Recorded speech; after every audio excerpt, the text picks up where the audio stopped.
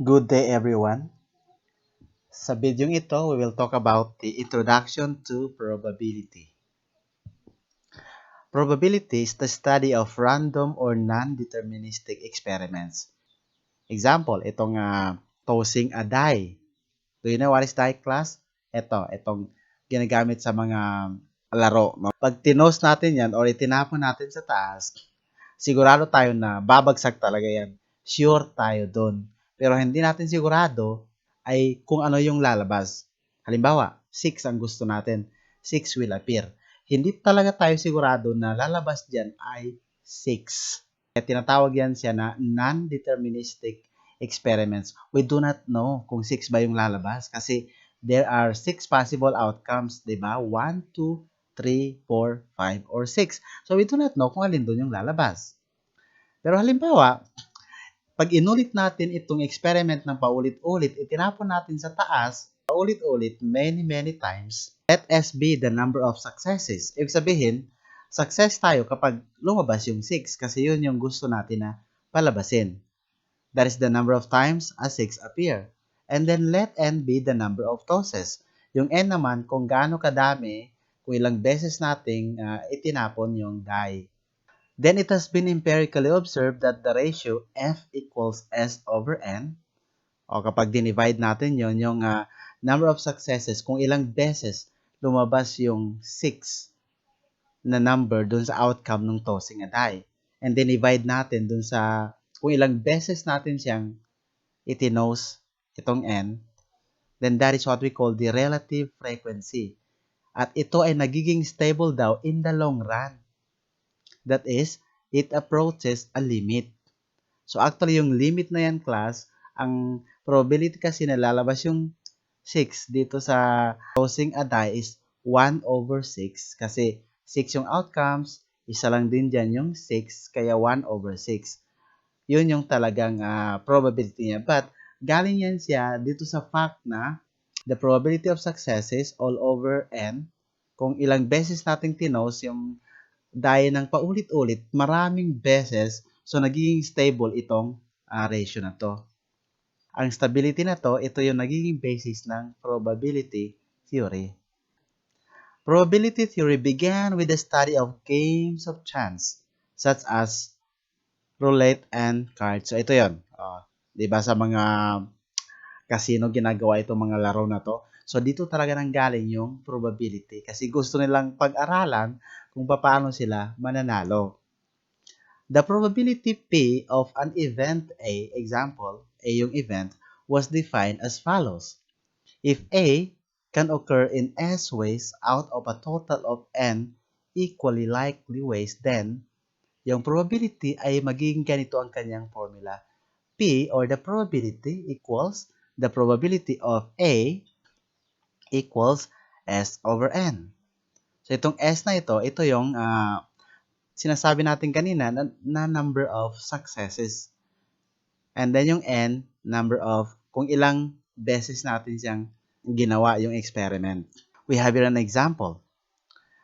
In tossing a die, an even number can occur in 3 ways out of 6 equally likely ways. Hence, the probability na even number yung lalabas ay 3 over 6 or 1/2. Bakit? Dun sa tossing a die, 6 yung possible na lalabas. 1, 2, 3, 4, 5, or 6. Dun sa 6 na yon, 3 doon ay even number. Yun yung 2, 4, at saka 6. Kaya, 3 out of 6. 3 out of 6, yun yung magiging probability na lalabas ay even number. Yung paglabas ng bawat outcome, halimbawa dun sa tossing a die, this one, bawat outcome dyan, 1, or 2, or 3, or 4, or 5, or 6 man yung lalabas, lahat ng 6 na yon ay equally likely na mangyayari. Equally likely na lalabas. So we call that with equal probability.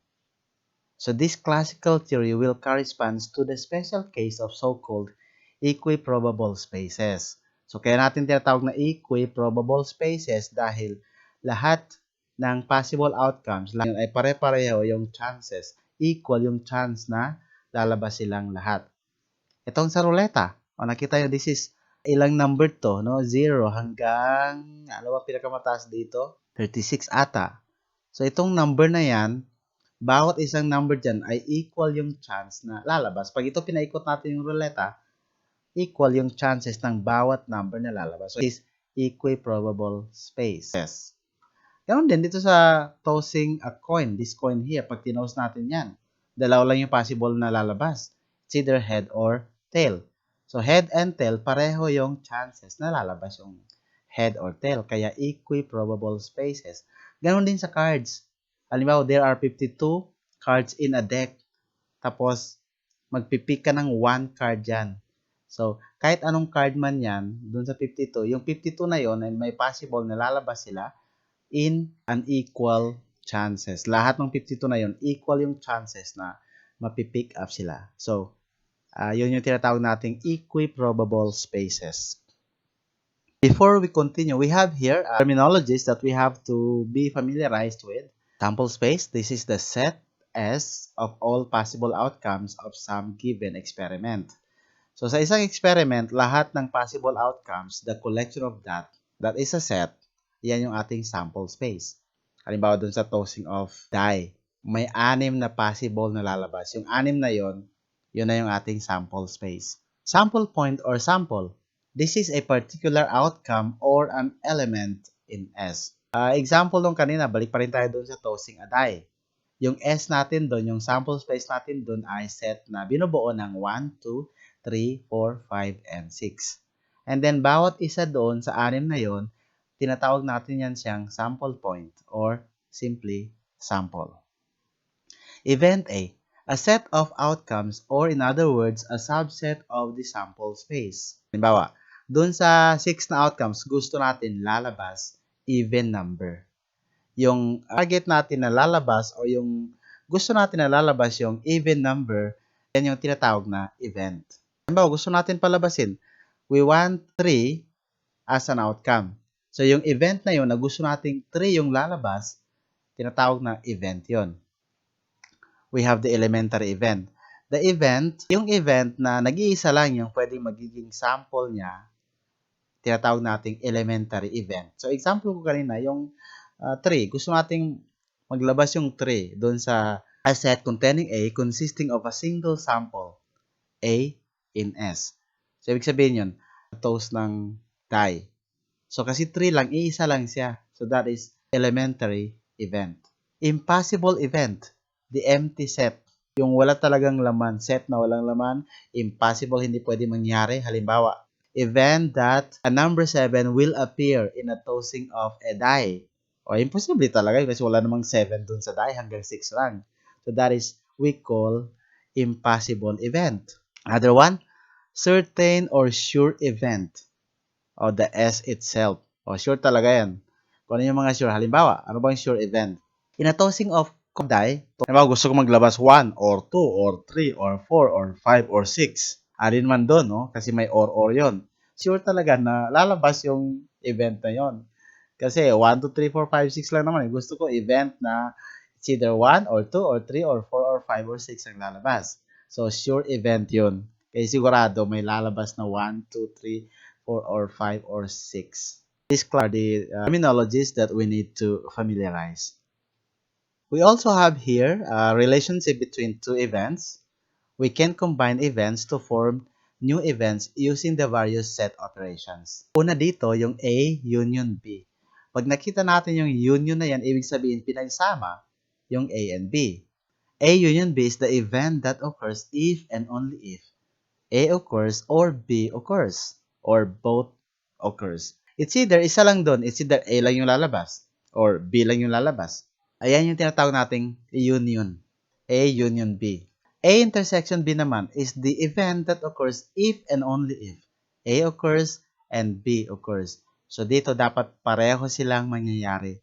Si event A at saka si B dapat sabay na mangyayari. So ito yung tinatawag nating intersection. Ang clue word natin dito ay and. Ginagamitan ng word na and. A occurs and B occurs. Doon sa union kanina, A occurs or B occurs. Yung word na or. A or B, meaning it's either of the two. Itong and sa intersection, hindi pwedeng A lang, hindi pwedeng B lang, dapat dalawa sila mangyayari. So, A and B. 3, that is the symbol for the complement of A. So, parang A to the C, no? Pero actually, hindi exponent yan, ha? Symbol lang yan siya. Symbol of the complement of A. Ano ba yung complement of A? Yung mga, halimbawa, event A, gusto natin maglabas 3, and that is our event A. So, ano bang complement ng A? Kapag hindi maglabas yung 3 dun sa experiment, yun yung mga complement ng A. So, ang dami-dami nun. 1, 2, 4, 5, and 6. So, lahat nun, hindi siya 3.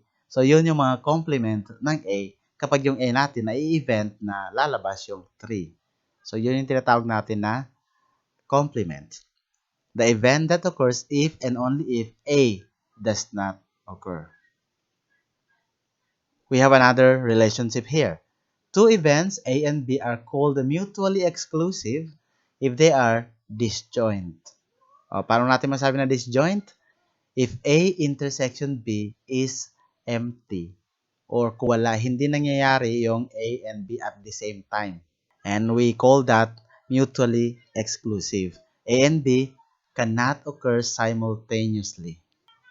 To make everything clear, we have here example 3.1. Toss a die and observe the number that appears on top. Then the sample space consists of the 6 possible numbers. Yung sample space natin, lahat ng possible outcomes ay ito. 1, 2, 3, 4, 5, and 6. Now, mag-assign tayo ng event. Kukuha tayo ng event dito. Let A be the event that an even number occurs. And then another event B that an odd number occurs. And then another event C that a prime number occurs. Now, if you want to get the elements of this A, B, and C, ano yung mga sample points na kasali sa A, B, and C? So A, 2, 4, 6 lang yung kasali dahil nga A is even number. And then B, 1, 3, 5. Dahil ang 1, 3, 5 ay odd numbers. And then yung C natin is 2, 3, 5. Because C here is the event that a prime number occurs. So, tatlo yung prime number dyan. 2, 3, 5. So, yan yung mga sample points ng mga events na yan. What is the relationship between A union C? Pinagsama lang yan. Pagsamahin mo yung A at saka C. Union yan. So, A natin is 2, 4, 6. Ang C natin ay 2, 3, 5. Pagsamahin natin yan. At hindi pwedeng ulitin yung element. Isang beses lang. Example nito, may dalawang 2 dito. May 2 sa A, may 2 sa C. So, isang beses lang kunin yung 2. So, kanilang union ay eto. 2, 3, 4, 5, and 6. Pinagsama lang yung A and C. And then, huwag ulitin yung element kapag doble. And then next, B intersection C. Ibig sabihin yan, B intersection C. Ano yung mga element na makikita mo sa B at makikita mo din sa C. So, ang ating B dito is 1, 3, 5. Ang C natin is 2, 3, 5. Dalawa lang element na nandito, 3 and 5. Meron sa B, 3 and 5. Meron din sa C. So, kaya yun ang kanilang intersection. B intersection C equals 3 and 5. And then C complement of the C. Now, look at the C. C here is 2, 3, 5. Ano yung nandun sa sample space natin na wala dito sa C? 1, 4, and 6 yung nandun na wala dito. Kaya yan yung ating C complement. 1, 4, and 6. The event that a prime number does not occur. And then A intersection B. Ano yung nandun sa A at nandun din sa B? The answer, wala. It's empty. Kasi nga hindi pwedeng mangyayari na yung number ay even at the same time odd. So, hindi pwede talaga yung impossible event yon. Kaya, empty. So, pag ganito yung sagot natin, A intersection B is empty. So, we can say that A and B are mutually exclusive kasi hindi sila pwedeng mangyari ng sabay. In other words, an even number and an odd number cannot occur simultaneously.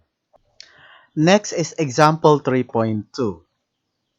Toss a coin 3 times and observe the sequence of heads and tails that appears. The sample space S consists of 8 elements. Dahil tatlo yung coins na itotoss natin, ito yung ating sample space, all the possible outcomes. So, every element here, binubuo ng tatlo kasi nga tatlong coins yung ating tinos. First result here is H, meaning head yung unang result. Pangalawang coin is head din. Pangatlong coin is head. Second, pwede ring head, head, tail. And then HTH, and then HTT, and so on. So, lahat lang ng possible outcomes ay nandito. There are 1, 2, 3, 4, 5, 6, 7, 8 possible outcomes for this experiment. Let A be the event that two or more heads appear consecutively, and then B, that all the tosses are the same. So, yung event natin ay two or more heads consecutively. Kaya among these 8 outcomes, yung mga sunod-sunod na head dito ay ito, HHH, HHT, and then THH. Tatlo lang. Kaya ang ating element ng A ay tatlo lang din, HHH, HHT, and THH. And then yung B naman, dalawa lang din yung possible outcome niya, HHH at saka TTT. Kasi nga yung event B, all tosses are the same. Now, we want to get the A intersection B. Ano yung nandito sa A na nandito din sa B? Isa lang. Itong HHH. So, this is the elementary event in which only heads appear. Kasi nag-iisa lang yung kanyang element, kaya tinatawag nating elementary event.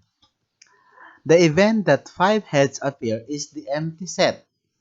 Siyempre kasi tatlong coins lang yung ginamit natin dyan. So, very impossible na magkakaroon ng 5 heads. Kaya yon, that kind of event is impossible event.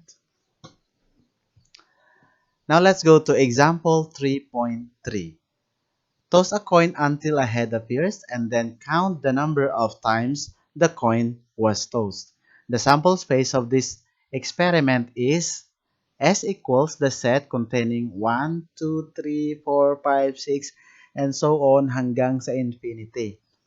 Dahil nga, paulit-ulit natin itutos yung coin hanggang sa maglabas yung head. So, just in case na hindi talaga lalabas yung head, every time na nagtotoast tayo, puro na lang tail yung lumalabas. So, ibig sabihin yan, walang katapusan yung pag-toast natin ng coin, just in case na hindi talaga maglabas yung head. Kaya, up to infinity, yung ating sample space. Now, yung infinity dito na symbol refers to the case when a head never appears, and so the coin is tossed an infinite number of times. This is an example of a sample space which is countably infinite. O, pinapakita lang dito yung example ng event na infinite, walang katapusan, but it can be counted. Ang tawag dyan is countably infinite. Although wala siyang hanggan, walang katapusan, it is still considered countable. Kasi nga ang definition ng ating countable class, kahit na infinite yan, as long as pwede natin siyang gawan ng set or sequence na makikita natin na doon sa sequence walang katapusan, it is still considered as countable. Tulad nito, 1, 2, 3, 4, 5, 6, up to infinity. This is countable kasi naka-sequence siya. Clear yung kanyang sequence. Example 3.4. Let a pencil drop head first into a rectangular box here. Dito sa S na to. That the pencil first touches. Here, S consists of all the points on the bottom of the box. So, itong buong box na to, itong S na to, ito yung bottom ng box kung saan dito mahuhulog yung ulo ng pencil. Let the rectangular area on the right represents these points. Let A and B, the events that the pencil drops into the corresponding areas illustrated on the right. So, may dalawang event na nilagay dito, A and B, kung saan pwedeng mahulog dyan yung pencil. Yung event A, pag dito nahulog yung pencil, so that is considered belongs to event A. Pag dito naman, sa event B. Pag sa gitna nila, of course, A intersection B yan. This is an example of a sample space which is not finite, nor even countably infinite, which is actually uncountable. Meron tayo ditong tinatawag na axioms of probability. Let S be a sample space. Let epsilon, this symbol, be the class of events. And let P be a real-valued function defined on S. Then P is called the probability function, and then P of A is called the probability of the event A if the following axioms hold. So, dapat ma-satisfy itong apat na axioms na to. First axiom, for every event A, the probability of the event A is from 0 to 1 only. And then pangalawa, the probability of the sample space equals 1. Pangatlo, if A and B are mutually exclusive events, then the probability of A union B is equal to the probability of A plus the probability of the event B. And fourth, if events A sub 1, A sub 2, A sub 3, and so on is a sequence of mutually exclusive events, then the probability of the union of these events equals to the sum of the probability of each of these events. And then we have here Theorem 3.1 that we can also use to solve some problems. And here is the proof. Hindi ko na-explain sa inyo tong proof na to, kayo na lang bahala mag-study nito. Importante lang dito is this theorem na gagamitin natin in the next problems maybe. Also, we have here Theorem 3.2. If this symbol, parang A to the C, pero hindi talaga exponent yan ha, is the complement of an event A, then the probability of the complement of A equals 1 minus the probability of the event A. Yan, yung nakasaad sa theorem. And here is the proof. Okay na lang umintindi nitong proof na to, nandito naman. And then another theorem here that we can use. If A is a subset of B, then the probability of the event A is less than or equal to the probability of B. And here is the proof. Theorem 3.4. If A and B are any two events, then the probability of A minus B equals the probability of A minus the probability of A intersection B. And here is the proof. Theorem 3.5. If A and B are any two events, then the probability of A union B equals the probability of A plus the probability of B minus the probability of A intersection B. And again, here's the proof. And from these theorems, we have here the corollary 3.6. For any events A, B, and C, the probability of the union of these events equals the probability of A plus the probability of B plus the probability of C minus the probability of the intersection of A and B minus the probability of the intersections A and C and minus the probability of the intersection B and C plus the intersection of all of these three events. So ito yung mga theorems, and then we have the corollary that we can use in some problems. Let's go to the finite probability spaces. Let S be a finite sample space. Say S equals A sub 1, A sub 2, A sub 3 hanggang sa A sub n. Finite, meaning hindi siya infinite. May katapusan lang. Hanggang to the n lang siya.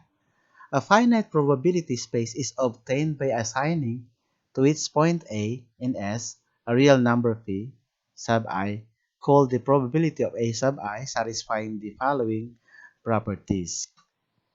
So pag nag-assign tayo ng probability dun sa bawat sample points na to, ito dapat yung ating mga properties na dapat masatisfy. Each P sub I is non-negative. So, bawat probability dito ay dapat greater than or equal to 0. Then, the sum of the probability of all of these must be equal to 1. The probability of A is then defined to be the sum of the probabilities of the points in A. For notational convenience, we write the probability of A sub I for the probability of the event containing A sub I. So instead na isulat natin ng ganito, probability of the event that containing A sub I, so we can shortcut that. The probability of A sub I. O, para maging clear yon, ito yung ating example. Let 3 coins be tossed and the number of heads observed. Then the sample space is. Bibilangin natin yung number of heads. Dun sa ating previous na experiments, meron tayong 8 na sample space combinations. We have HHH, THH, TTH, yung mga ganon. And then, pag isa-isahin natin, bilangin yung heads dun sa bawat outcome, ito yung mga possible na number ng heads lang. It's either walang head, so 0. It's either isa yung head dun sa lumabas na outcome, kaya 1. It's either 2, pwede rin 3 yung head. Yun yung mga number of heads na lumabas. So, we obtain a probability space by the following assignments. Yung probability that the number of head is 0, 1 over 8 yun. Bakit? Kung balikan natin yung sample space na yon, isa lang doon yung walang head. Yung outcome na puro tail. T, T, T. Walang head yon. Nag-isa yon. Kaya 1 out of 8. 1 over 8 yung kanyang probability. And then, the probability that there is one head is 3. Kasi out of the 8 sample space, 3 doon, may isang tail. Yun yung T, H, H, tapos H, TH, at saka H, H, T. 3 sila, kaya 3 out of 8. The probability is 3 over 8. Yung sa probability that it is equal to 2 naman, 3 din. Dahil 3 lang din doon yung may tigda dalawang head. Yung head, head, tail, tapos head, tail, head, and then tail, head, head. Ayun. And then last, the probability that it is equal to 3 is 1 over 8. Kasi isa lang out of that 8 yung 3 ang head. Kundi yung first outcome lang doon kanina na H, H, H. Now, let us have A as the event that at least one head appears. And then let B the events that all heads or all tails appear. So yung A natin doon, at least one head appear. Ibig sabihin, pwedeng isa yung head, pwedeng dalawa, or 3. And then B, yung event B natin ay all heads or all tails. So all heads, meaning 3 heads yon. All tails, 0. 0 head, walang head. Kaya ito yung ating element ng B. Now, the probability of the event A equals, dahil 3 nga yung possible niyang value, so i-plus lang natin lahat ng probability ng 3 na yan. The probability of 1 plus the probability that it is 2 plus the probability that it is 3. I-plus natin lahat yan. So, 1, nandito 3 over 8 plus probability na 2 siya, 3 over 8 din plus the probability na 3 siya, which is 1 over 8. So, 3 over 8 plus 3 over 8 plus 1 over 8 equals 7 over 8. Ito yung probability of the event A. Para sa B naman, dalawa yung element niya doon, kaya i-plus lang din natin yung probability ng dalawang element na to, which is the probability that it is 0 or 0 head is 1 over 8 plus the probability that the head is 3, so 1 over 8 then, so adding this 1 over 8 plus 1 over 8, that is 2 over 8. And we can reduce that to 1/4. So the probability of the event B is 1 over 4. We have here another example.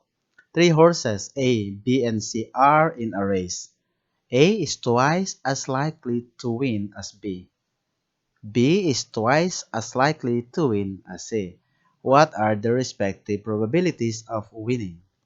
Like, what is the probability of A, what is the probability of B, and what is the probability of C?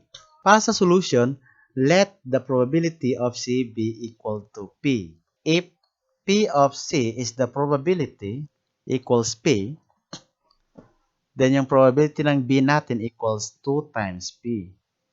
Kasi nga yung B natin dito is twice as likely to win as C. Kaya pag yung C natin ay P, yung B natin ay 2 times P. And then yung probability ng A natin is 2 times 2P and that is 4P. Bakit? Nakalagay dito, A is twice as likely to win as B. So kung si B ay 2P, so times 2 niyan, yun na si A. Kaya 2 times 2P, kaya si A ay 4P ang kanyang probability na mananalo. The probability of A plus the probability of B plus the probability of C equals 1. Okay, doon yan sa previous natin na lesson, the sum of the probabilities is 1. So substituting, P of A equals P plus P of B, that is 2P, plus P of C, that is 4P, that is equal to 1. Kasi kailangan natin isolve muna yung P dito, class. We have 1P plus 2P plus 4P equals 7P, and that is equal to 1.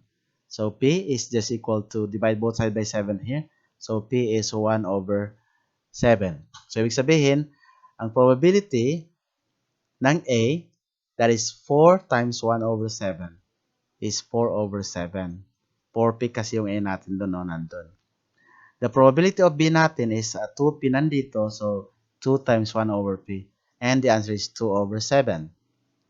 And the probability of the C, and that is just equal to P, and P is 1 over 7, so it is also equal to 1 over 7. Yun yung probability ng tatlong events A, B, and C dun sa taas na problem. This is a continuation of the previous example. I-summarize natin, the probability of A is 4 over 7, probability of B is 2 over 7, and then probability of C is 1 over 7. Now, we have another question. What is the probability that B or C wins? B or C. So meaning, tulad ng ating previous na theorem, we just add the probability of P and C. So the probability of A union C equals the probability of A plus the probability of C. So we have 2 over 7 plus 1 over 7. That is, the probability of A union C is 3 over 7. Now let's go to finite equi-probable spaces. Frequently, the physical characteristics of an experiment suggest that the various outcomes of the sample space be assigned equal probabilities. Such a finite probability space S, where each sample point has the same probability, will be called an equi-probable or uniform space. Para na-discuss natin to doon sa introduction, yung sa equi-probable space, wherein all the outcomes of the experiments have equal chances. In particular, if S contains n points, then the probability of each point is 1 over n. Furthermore, if an event A contains r points, then its probability is r times 1 over n or r over n. In other words, we have here the probability of A equals the number of elements in A divided by the number of elements in S, yung sample space natin. Pwede rin ang probability ng A equals the number of ways that the event A can occur divided by the number of ways that the sample space S can occur. So it's either a given number of elements or the number of ways that the event A can occur. So we have an example. Let a card be selected at random from an ordinary deck of cards. That is 52. Let event A equals the set that the card is a spade. And then B, the card is face card, like Jack, Queen, or King. Compute the probability of A, B, and the probability of A intersection B. So here's our solution. The probability of A natin, since ang A natin dito, the card is spade. So ilan ba yung spade doon sa 52 cards? 13. Probability na spade siya ay 13 out of 52. And then simplify this. We can divide this both numerator and denominator by 13. Kaya 1/4 yung labas niyan. The probability of B, 12 over 52 dahil yung B natin dito, the card is face card.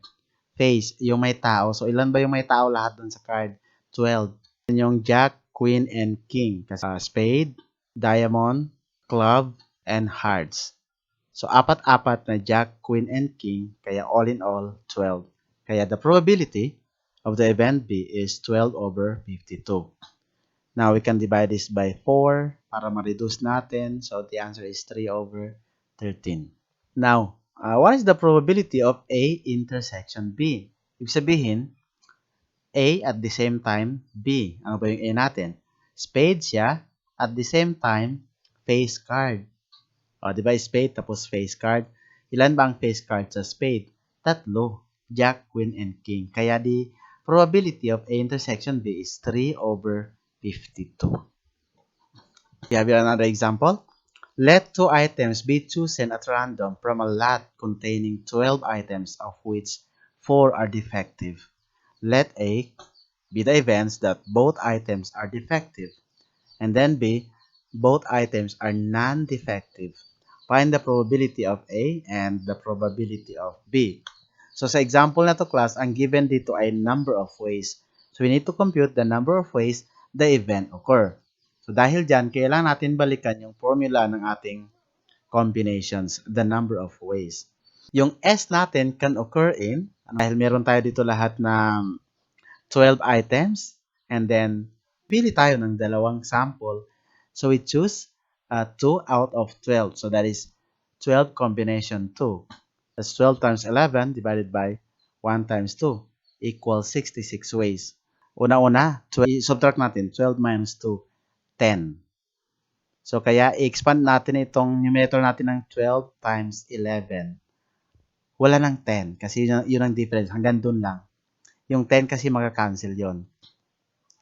And then, itong sa baba niya is expand talaga yan. So, 1 times 2 yan. Okay? So, 12 times 11 divided by 1 times 2, that is 66 ways. And then, yung event A can occur in 4 combination 2. Dahil yung A natin, again, balikan natin dito, both items are defective. So, may 4 na defective. Dalawa ang kukunin natin kasi both dapat ay defective. So, from 4, we will choose 2. Kaya 4 chosen 2. So again, ano ang difference? 4 minus 2 is 2. Kaya expand natin yung sa taas hanggang 3 lang. 4 times 3. Hindi na tayo mag-abot ng 2 kasi yun ang difference nila. And then sa baba, 1 times 2. So that is 6. And then yung B naman, the B can occur in this way. 8 combination 2. Kasi nga yung B natin is non-defective. So, out of 12 na yun, 4 ang defective, 8 doon ang hindi defective, kaya 8. And then we will choose 2 out of that 8, kaya 8 combination 2. 8 minus 2, that is 6. Kaya 8 times 7, so hanggang dun lang. Kasi magka-cancel na yung 6. And then, baba 1 times 2. So, 8 times 7 over 1 times 2 equals 28. Actually, class, yung formula ginamit natin dito doon sa ating formula doon sa unang lesson natin. Hindi natin kailangan talaga gamitin yung formula ng combination. Pwede natin i-shortcut ng ganito lang. But, kung nalilito kayo dito, just use the formula for the combination na napag-usapan natin in the previous lesson. So, ito na yung ating different ways na. The sample space, yung 66 ways. A, 6 ways to choose A, and then 28 ways to choose B. Now, the probability of A equals 6 over 66. Kasi 6 ways andito out of the total na 66. 6 over 66 is 1 over 11. And then the probability of the B is 28 out of 66. Kaya 28 over 66. And reduce that to lowest term by dividing 2 each, numerator and denominator. We can have 14 over 33. Now, next question. What is the probability that at least one item is defective? It's either isang defective or dalawang defective. Now, let's say be the event that at least one item is defective. Then, pwede natin gamitin yung sa theorem kayo na class. B kasi natin kanina, yung defective. And then yung A is defective. So, the complement of the non-defective, which is B, is equal to that C. Kaya pwede natin gamitin itong shortcut na formula. The probability of C equals the probability of B complement. And that is 1 minus the probability of B. So nakita natin in the previous, the probability of B there is 14 over 33. Kaya probability of C or the complement of B is 1 minus 14 over 33 equals, okay, get the LCD, 33. Then cross multiply 33 times 1, that's 33 minus 14, so 19 over 33. We have here another example. This is classical birthday problem daw. We seek the probability P that n people have distinct birthdays. So inaalam natin dito yung probability na yung n people or kung ilan man yung n na yan ay magkakaroon ng magkakaibang birthdays in a year. In solving this problem, we ignore leap years and assume that a person's birthday can fall on any day with the same probability. I-assume natin na yung 1 year lang is 365. Kasi pag may leap year yan, 365.25, di ba? Since there are n people, ibig sabihin there are 365 raised to the n ways in which the n people can have their birthdays. So, ang laki-laki nun. On the other hand, if the n persons are to have distinct birthdays, then the first person can be born any of the 365 days. The second person can be born on the 364 days. Kasi nga, nakuha na yung isa. Kasi nga, hindi pwedeng dalawa. So, yung unang tao, meron siyang 365 days na pwedeng maging birthday. Yung pangalawa, kasi hindi pwedeng pareho nga, 364 na lang. At yung pangatlo, 363 na lang yung pagpipilian niyang araw. And so on. Hanggang sa maubos yun. Accordingly, if you want to get the probability, that is, 365 times 364 times 363 and so on hanggang sa 1, divided by 365 to the n, kasi ito nga yung total nilang possible outcomes na magkaroon sila ng distinct birthdays. We distribute that. We have here the answer. 365 over 365 times 364 over 365 and so on.